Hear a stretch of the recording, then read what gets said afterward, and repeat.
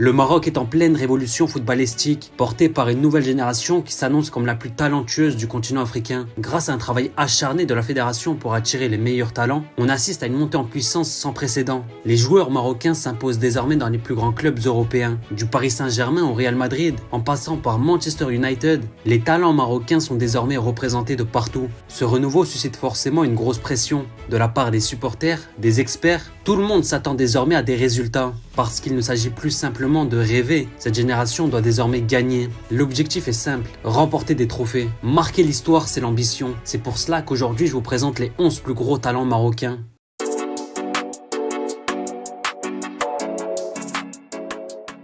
Allez, on commence avec le gardien de but et à ce poste, c'est Alaa Bellarouche le plus prometteur. C'est un pur produit du football marocain. Il est formé à l'académie Mohamed VI et il a toujours été considéré comme un gardien prometteur. En 2020, il est arrivé en France et tout de suite, il a été performant. L'année passée, notamment avec le Racing Club de Strasbourg, il a fait ses débuts en Coupe de France, puis directement dans la foulée, il a été propulsé comme titulaire en Ligue 1. Pendant ses 6 mois sur le terrain, il a délivré des performances assez contrastées. Malheureusement, il a souvent été décevant en faisant de grosses erreurs qui lui ont coûté cher par moment. Faut le dire, il n'était clairement pas prêt pour assumer le rôle de titulaire en Ligue 1. Mais malgré ses erreurs, on a quand même pu entrevoir certaines de ses qualités. Déjà sur sa ligne, c'est un gardien assez tonique et capable de se déplacer rapidement, avec une bonne explosivité. Avec ses pieds, c'est assez paradoxal, car on sent qu'il a de la qualité technique, il est plutôt à l'aise dans ses relances, mais ça lui coûte défaut, car il est trop souvent décontracté, ce qui le pousse parfois à avoir un excès de confiance en ses qualités. Avec un peu plus de concentration, il sera clairement encore meilleur. Sur le plan international,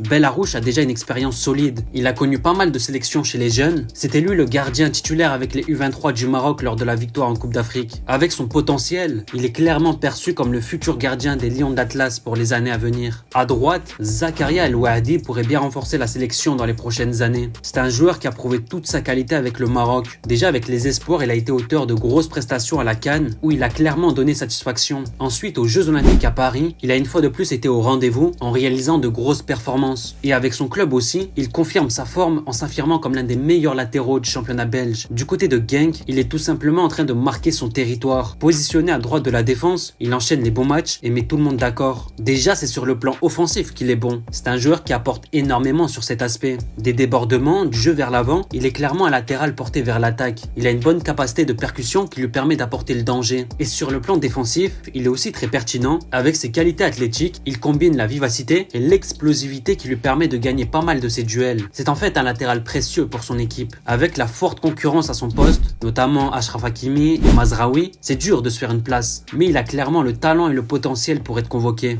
En charnière centrale, le Maroc pourra compter sur un jeune talent de 18 ans, c'est Abdelrahmid Aït Boutlal. Considéré comme l'un des plus prometteurs de sa génération, il s'est révélé avec les U17 du Maroc, notamment lors de la CAN et la Coupe du Monde. Son leadership et sa maturité ont impressionné pour un joueur de son âge. Et ses qualités sont indéniables. Déjà, défensivement, c'est un roc, très fort dans les duels, notamment grâce à son agressivité et sa ténacité. Il adore aller au duel et ne fait pas semblant. Malgré que ce soit un défenseur central, il a aussi une grosse présence offensive, spécialement sur les coups de pied arrêtés. Il a prouvé à plusieurs reprises qu'il pouvait se montrer décisif. Mais Aït Boutlal, c'est pas que ça. Ce n'est pas que des duels et des tampons. C'est aussi un bon joueur de ballon. Il s'est bien relancé avec une qualité de passe étonnante, une qualité de dribble aussi. C'est en fait un défenseur extrêmement complet. Mais attention, tout n'est pas parfait chez lui. Ses dernières apparitions avec les U20 n'ont pas été à la hauteur de son talent, avec notamment de grosses erreurs commises. Il traverse une période assez compliquée, mais en tout cas, il a le talent pour se relever. Formé lui aussi à l'académie Mohamed VI, il a rejoint le Stade Rennais cet été, mais pour l'instant, il n'a joué aucun match chez les pros. Il se contente de faire des apparitions avec l'équipe B. Malgré cela, Walid Regragui l'a déjà convoqué en sélection A. C'est un moyen de le préparer pour l'avenir, car il est perçu comme le futur pilier des Lions de l'Atlas.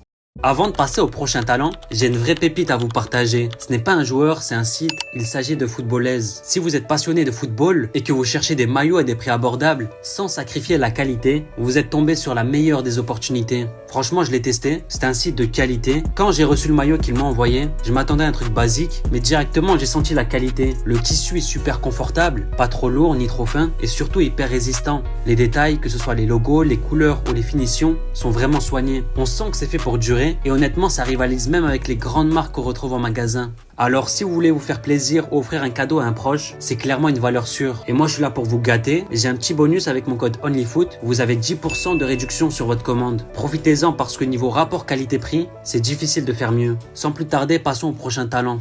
Le deuxième défenseur central qui a le talent pour s'imposer dans les prochaines années, c'est Chadji Riyad. Un jeune talent marocain formé à la Masia. Il a obtenu quelques minutes en pro avec le Barça, mais c'est surtout au Real Betis qu'il a commencé à faire parler de lui. Avec une trentaine de matchs joués, il est rapidement devenu un élément incontournable au Betis Séville. Après de belles promesses en Espagne, cet été il a choisi la Première Ligue pour continuer sa progression. Et c'est Crystal Palace qui a bondi sur l'occasion pour le recruter. Il a signé pour 15 millions d'euros car ils ont confiance en ses qualités. Et ses qualités sont vraiment intéressantes. Déjà c'est un défenseur central gaucher, ça c'est toujours un plus, mais surtout il a une bonne qualité technique, capable de relancer proprement sous pression. Physiquement aussi il est solide et à l'aise dans les duels aériens. C'est un défenseur costaud qui se montre imposant dans les duels. Avec un potentiel comme le sien, il a toutes les armes pour s'imposer à la fois en club et également en sélection marocaine dans le futur. On enchaîne avec un top talent mondial, il s'agit d'Adam Aznou. Alors lui, il a tout ce qu'il faut pour devenir la prochaine star du football marocain. Mais pas que pour le football marocain, il a aussi le potentiel pour briller dans les plus grandes compétitions. En Ligue des Champions, en Coupe du Monde, il faut s'attendre à l'explosion d'Adam Aznou. Un joueur qui crève l'écran du côté du Bayern Munich. D'abord, c'est chez les U19 en Youth League qu'il a montré tout son talent. Il est même devenu trop fort pour les joueurs de son âge. Cette année, c'est le capitaine de son équipe et clairement, il se balade sur le terrain. C'est un latéral gauche entre guillemets parce que sur le plan offensif, il est omniprésent. Il a une qualité de dribble exceptionnelle, il fait la misère à ses adversaires. Capable aussi de faire des gestes techniques spectaculaires. Vraiment, il donne l'impression de ne jamais pouvoir perdre le ballon, il dégage une sérénité remarquable. Sur le plan offensif, comme on l'a dit, il est incroyable et sur le plan défensif, il est assez satisfaisant. Bon, ce n'est peut-être pas le latéral le plus rigoureux, mais en tout cas, il fait son travail.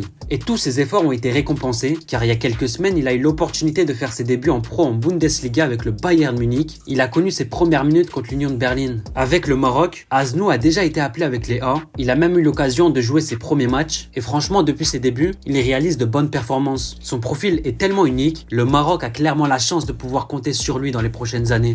On passe maintenant au milieu de terrain et celui qui a particulièrement retenu mon attention, c'est Naïl El Elnaoui. Il joue au Racing Club de Lens et l'année dernière, il a connu une ascension exceptionnelle en émergeant comme l'une des révélations de la Ligue 1. Ses performances ont été bonnes tout au long de la saison et par exemple en novembre, il a été élu meilleur espoir de Ligue 1. Durant toute la saison, son impact sur le terrain a été indéniable. El Elnaoui, il a un volume de jeu impressionnant. Il court de partout sur le terrain. Au cœur du jeu, il est omniprésent, que ce soit à droite, à gauche ou au centre, il est vraiment de partout. Il est rapidement devenu un joueur clé pour son équipe. Il a également connu la Ligue des Champions où il a su se mettre au niveau contre des grosses équipes, notamment contre le FC Séville avec une prestation de haute qualité. Après sa première belle saison à Lens, il est temps pour lui de confirmer. Mais malheureusement, une blessure est passée par là. Ces dernières semaines, il commence à revenir petit à petit avec quelques apparitions en Ligue 1. Du côté international, il a fait ses premiers pas avec l'équipe espoir du Maroc. C'était l'année dernière contre le Brésil. Son avenir avec les Lions de l'Atlas semble en bonne voie et il est sans doute l'un des talents les plus prometteurs à son poste. Le deuxième milieu de terrain prometteur pour l'avenir du Maroc, c'est Bilal El Khanous. C'est l'un des plus gros talents de la nouvelle génération. Son ascension a commencé il y a 2 ans à Genk, où à seulement 18 ans, il s'est imposé dans le championnat belge. Mais pas que, en Coupe d'Europe aussi, il s'est montré convaincant. Il a montré tellement de qualité pendant ces 2 années qu'il a tapé dans l'œil de la Première Ligue et c'est Leicester qui l'a recruté lors du dernier mercato. Son profil a plu, car c'est un milieu de terrain axé sur la créativité, doté d'une remarquable qualité technique. Il a souvent été comparé à Kevin De Bruyne, et ça c'est parce que sa qualité de passe fait énormément de dégâts. Il est capable de trouver des angles de passe que lui seul a le secret. C'est clairement un artiste dans ses passes. Que ce soit passe longue ou passe courte, il a clairement un don pour faire briller ses coéquipiers. Avec le Maroc, il était présent lors des 2 dernières compétitions, à la Coupe du Monde 2022 et à la CAN 2023, mais il était remplaçant et n'avait pas forcément la confiance du coach. Son arrivée à Leicester en Première Ligue est l'occasion pour lui de prendre plus de place en sélection. On enchaîne avec un nouveau phénomène. Cette fois-ci, on va parler d'Ismaël Saibari, un joueur bourré de talent qui est en train de faire de belles choses avec le PSV Eindhoven. Et son palmarès est déjà conséquent pour un jeune joueur de 23 ans. Il a gagné la CAN U23 avec le Maroc, le championnat néerlandais l'année passée et également quelques distinctions individuelles, en étant élu plusieurs fois homme du match, notamment en Ligue des Champions. Cette saison, Saibari est plutôt bon. Avec le PSV, il a marqué 1 but et délivré une passe décisive en Ligue des Champions. Et en championnat, en 9 matchs, il a inscrit 1 but et donné 4 passes D. Avec le Maroc aussi, il monte en puissance. Il commence à prendre du galon et gagner du temps de jeu. Il a d'ailleurs marqué un magnifique but récemment contre le Gabon. Saibari, c'est un profil assez particulier parce que pour un joueur offensif, il est assez costaud physiquement. Il fait 1m80 1m85 et ce n'est pas le joueur le plus fin. Pourtant, c'est un joueur doté de grandes qualités de percussion. Il fait d'ailleurs partie du top 1% des joueurs à faire le plus de chevauchées dans la surface adverse. Il est plutôt mobile et actif pour déverrouiller une défense en bloc. Sa polyvalence et son intelligence de jeu en font un atout précieux pour l'avenir du Maroc. Au poste d'ailier gauche, Abdé Zalzouli fait partie des meilleurs jeunes à son poste. Lui aussi, il est passé par le Barça. Il a eu la chance de jouer avec les pros, mais ce n'est pas là-bas qu'il a explosé. C'est plutôt à Osasuna, lorsqu'il est parti en prêt, qu'il a vraiment explosé. Après sa grande saison en Espagne, le Real Betis l'a signé pour 7 millions d'euros. Et depuis qu'il est au Betis, c'est un peu les montagnes russes. Parfois, il est capable de sortir des matchs incroyables, avec des dribbles de folie et des buts sensationnels. Et d'autres fois, c'est un peu plus compliqué. Et c'est ça son problème. Il a le talent, mais il doit encore trouver cette régularité qui fera de lui un top joueur. Et ça, que ce soit en club ou en sélection, c'est la même chose. Et quand il est en forme, par contre, c'est un vrai cauchemar pour les défenseurs. Sa vitesse, sa percussion, ses dribbles, il peut déverrouiller une défense à lui tout seul. Avec le Maroc, il a encore un peu de mal à s'imposer, mais avec du temps et de la confiance, il pourrait devenir un joueur important. À droite, il n'y a pas besoin de tergiverser. Eliès Benseghir est tout simplement l'un des plus prometteurs de sa génération du monde. Né en 2005, à peine 19 ans, il a rapidement fait le choix de représenter le Maroc, malgré que la France le convoitait, une décision qui reflète son attachement à ses racines. Benseghir a tout de suite montré son talent. C'était il y a 2 ans, lorsqu'il avait 17 ans. Dès son premier match de Ligue 1, il a fait sensation. Entré en jeu, il a marqué un doublé contre Auxerre et en plus, c'est 2 jolis buts. Une prestation qui a immédiatement révélé son potentiel dans le championnat français. Il affiche une maturité grandissante. Il ne cesse de progresser et à seulement 19 ans, il est en train de tout arracher. Ce qu'il réalise avec l'AS Monaco, c'est impressionnant. Que ce soit en Ligue 1 ou même en Ligue des Champions. Toujours aussi percutant, Benseghir est un dribbleur efficace, capable de semer le trouble dans une défense. Il est précieux pour animer son équipe, capable aussi de faire des passes précises et de créer des actions dangereuses.